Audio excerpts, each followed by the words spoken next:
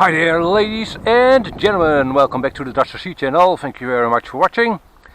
I've got my X500 from GearBest here, and what I wanted to do today is demonstrate its automated features. Now, compared to something like DJI Phantom, it doesn't have a lot of automated features. It doesn't have follow me, or a point of interest following. It can, however, do panoramic shots, and it can circumnavigate a point of interest. I'll show those two features, and it can auto home, so automatically fly home and land itself. So let's see. Let's see how that works out. Let's first take it up.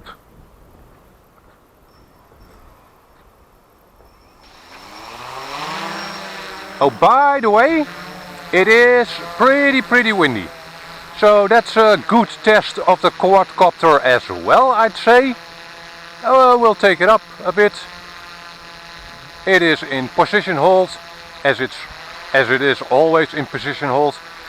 Okay, it's holding its position pretty well, considering the wind.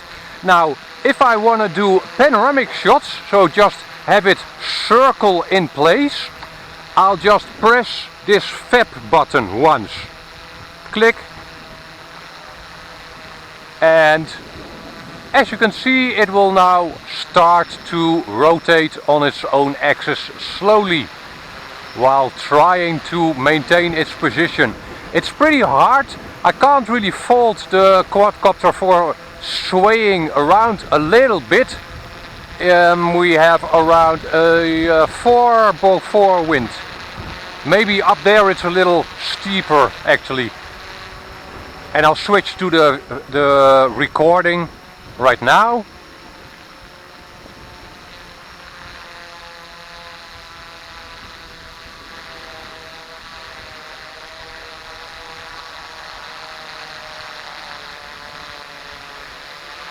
So that's the panoramic mode. It only rotates counterclockwise, by the way. But well, if you want to have clockwise rotating panoramic shots, you just reverse the video, right?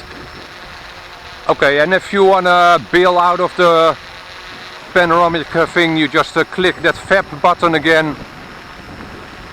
And now it's hovering in place again. So the second option is to circumnavigate a point of interest, and that basically is done the same. You press that FAP button and then you pull back on the elevator stick to set your radius, the radius of the loop it's gonna make. And what I'll do is I'll try and have it fly exactly over me. Don't try this at home.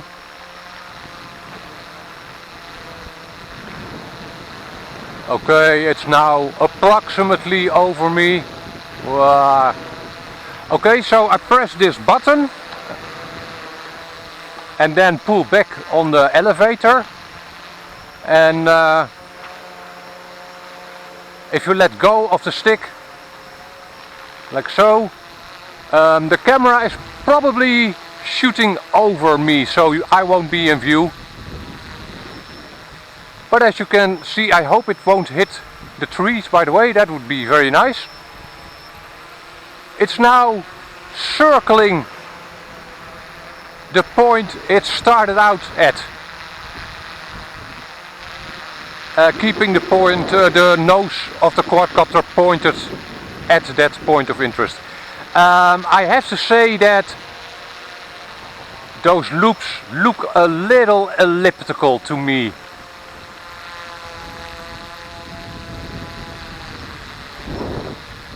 And it's doing its loop pretty fast, I must say, as well.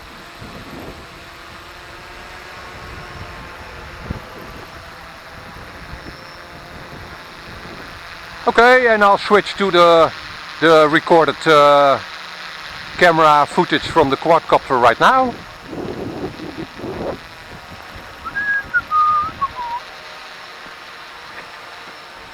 I must say, even in high winds, the quadcopter is very dependable.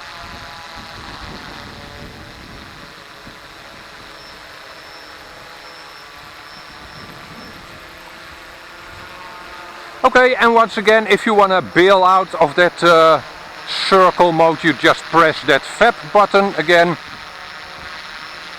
There you go, and it's now in GPS lock again. Very nice. And the last automated feature of this quadcopter is its go home. It's go home on the transmitter over here. Yeah. It'll just fly on back home. So we'll, where will I'll fly it over there. So here we go. I'll fly it as fast as it goes. And I'll switch to the video, the live video on the quadcopter, so you can see what that looks like.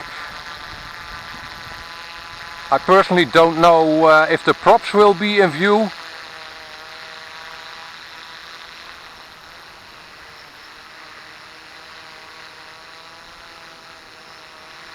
Okay, that's pretty far. And now you just flip this go home switch and it should fly home, tail in. That's the default setting. You can change that to nose in. But well, it's now returning to us. Not at a blistering speed, but actually at a pretty good amount of speed, as you can hopefully see. It's nice that you can see the status LED while it's returning to you. That's a benefit of it having that tail in return.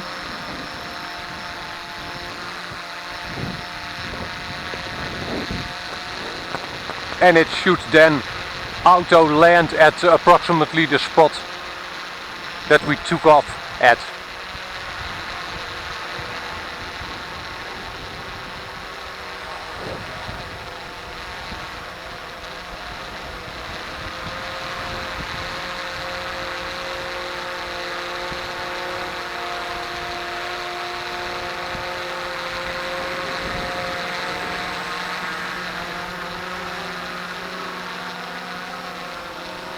So far so good, pretty close to, very close to where it took off, and the landing was smooth considering the amount of wind.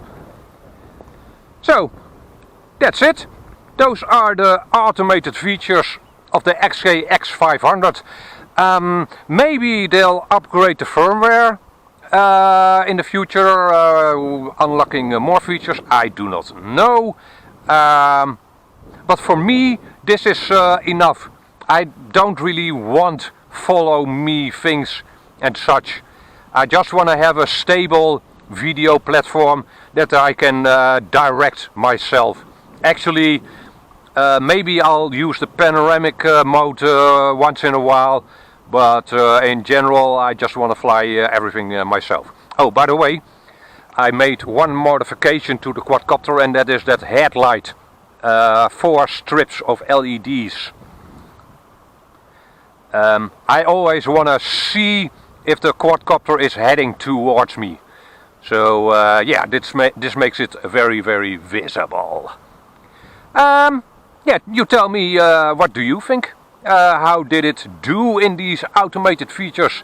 And if you have any questions, let me know. I'll be happy to answer them. For now, thank you very much for watching, and hope to see you back in another video. Bye bye!